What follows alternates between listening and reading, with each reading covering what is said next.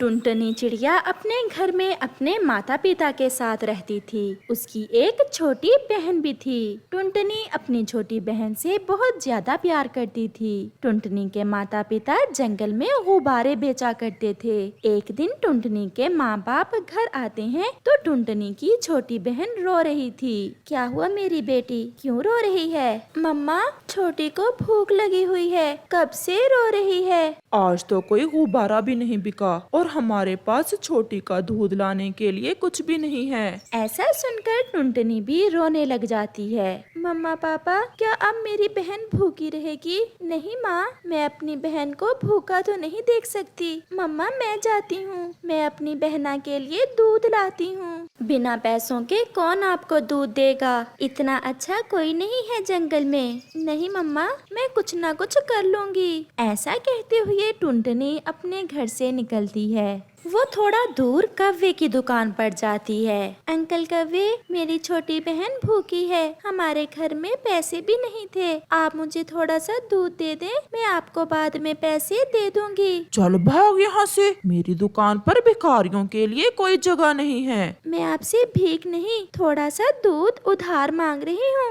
भागो भागो, नहीं तो एक लगाऊंगा। टुनटुनी निराश होकर वहाँ से चली जाती है। टुनटुनी अपनी बहन के लिए दूध लेकर जाना चाहती थी, परंतु उसे कुछ समझ नहीं आ रहा था कि वो क्या करे। फिर उसे कबूतर का ढाबा नजर आता है। टुनटुनी कबूतर के पास जाती है। अंकल कबूतर, मुझे कुछ पैसे चाहिए, बदले में मैं आपके बर्तन साफ कर दूंगी। कबूतर को भी बर्तन धोने के लिए किसी की जरूरत थी। देख लो, बर्तन अच्छे से साफ करना, फिर मैं तुम्हें पूरे 5 रुपए दूंगा। फिर टुनटुनी कबूतर के सारे बर्तन धो देती है और कबूतर टुनटुनी को 5 रुपए दे देता है।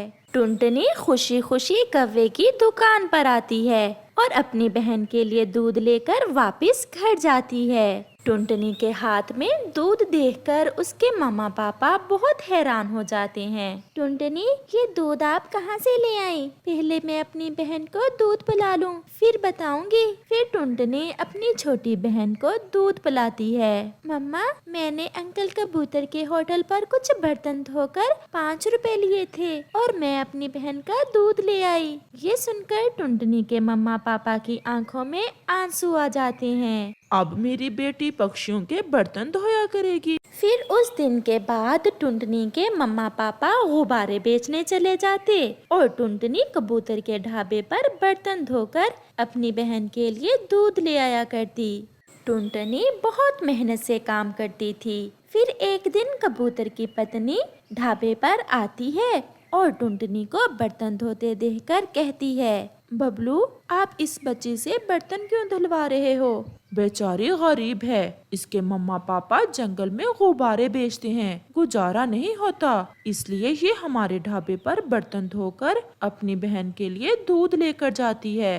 ये सब सुनकर बबली की आंखों में आंसू आ जाते हैं। पति जी, भगवान ने हमें इतना दिया है, कभी कभी बिना मतलब के भी किसी की मदद कर देते हैं। ये लो बेटी, ये पैसे रख लो और इनसे कोई व्यापार कर लो।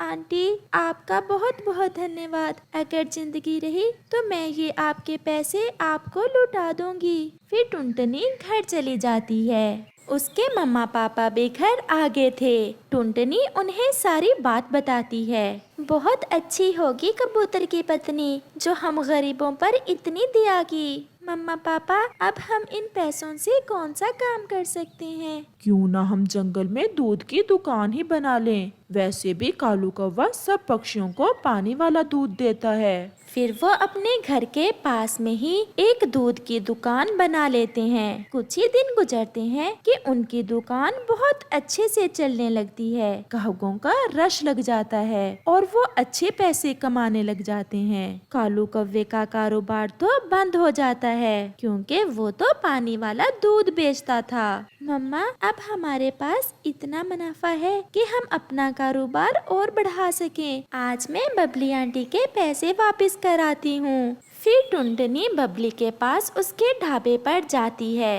आंटी, आपके कारण आज हमारी दूध की दुकान बहुत अच्छे से चल रही है और हमें खूब मुनाफा भी हो रहा है। ये आप अपने पैसे रख लें। नहीं टुनटुनी, मैं ये पैसे नहीं लूंगी, ये आप मेरी तरफ से रख ले।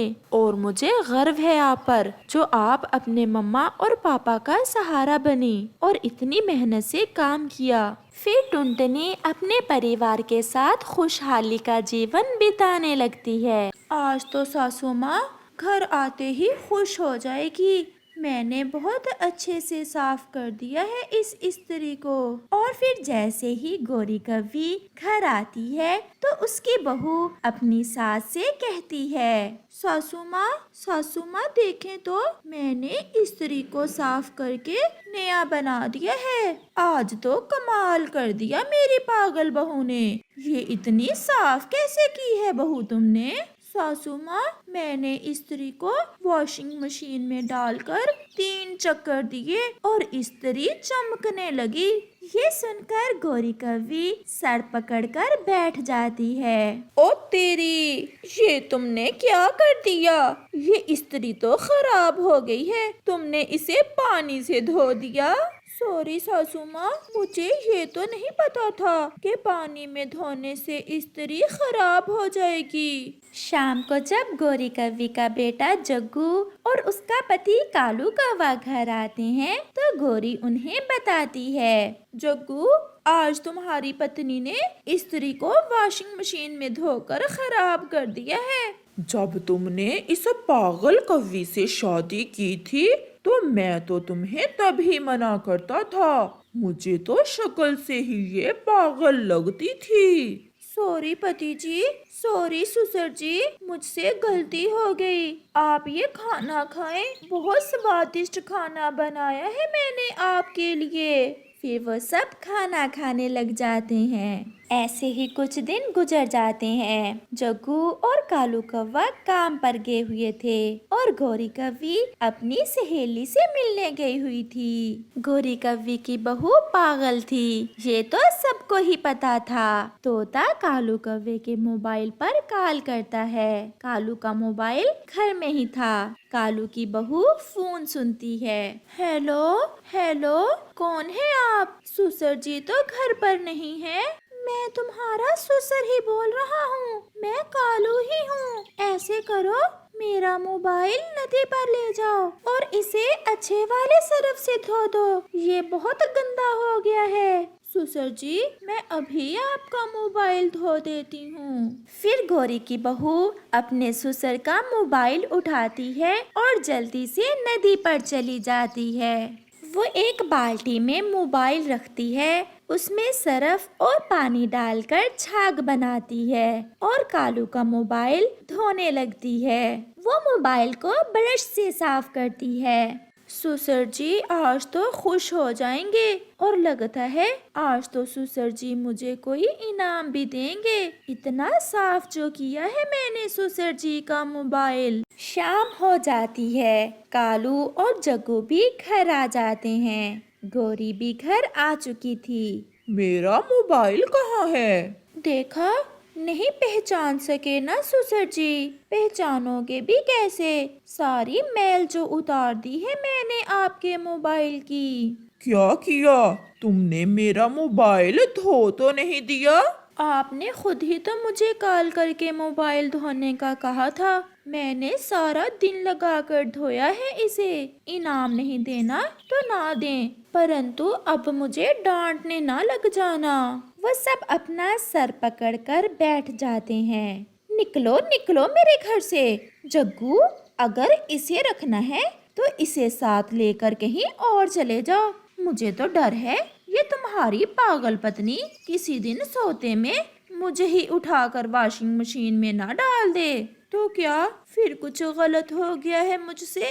पिंकी, चुप कर जाओ, मुझे बात करने दो। माँ जी, आज के बाद अगर पिंकी से कोई गलती हुई तो मैं खुद इसे यहाँ से लेकर कहीं और चला जाऊँगा। जी जी ससुर जी और सासू माँ जी, मैं फिर कभी ऐसा नहीं करूँगी। आप कहेंगे तो मैं फिर भी नहीं करूँगी। नहीं, जैसा हम कहेंगे वैसा ही करना। मैं वादा करती हूँ, आज के बाद जैसा आप कहेंगे मैं वैसा ही करूँगी। ऐसे ही कुछ दिन गुजर जाते हैं। गौरी की बहू तो थी ही आधी पागल। एक दिन जग्गू अपनी पत्नी से कहता है, कल से मैं अपने गरम बूट पहन कर जाया करूँगा। आप मेरे गरम बूट अच्छे से सर्फ के साथ धोकर सुखा देना। कहीं बूट तो धोने से खराब नहीं हो जाएंगे? नहीं नहीं, बूट खराब नहीं होते, उन्हें धो देना। और हाँ, मेरा ये लैपटॉप भी बंद करके रख देना, मैं जा रहा हूँ। जग्गू चला जाता है। इतनी लंबी बात कहाँ याद रहती है मुझे। पति जी भी मेरी परीक्षा लेते हैं। क्या क्या कहा था? हाँ याद आया। बूट बंद करके रख दो और लैपटॉप अच्छे से सर्फ के साथ धोकर तार पर लटका दूं। मैं इतनी भी पागल नहीं हूँ, मुझे सब याद है। फिर वो ऐसा ही करती है। जग्गू की पत्नी अपने पति के बूट डब्बे में बंद करके अलमारी में रख देती है और लैपटॉप धोकर सूखने के लिए छोड़ देती है। सबसे पहले गौरी ही घर आती है। घर के सामने अपने बेटे का लैपटॉप तार पर लटकता देखकर हैरान हो जाती है। बहू बहू भाग कर आओ, ये सब क्या है? सासू माँ, लैपटॉप है पति जी का, और क्या है? आपको इतना भी नहीं पता, मैंने धोकर नया निकाल दिया है। ये सुनकर गौरी फिर से अपना सर पकड़कर बैठ जाती है।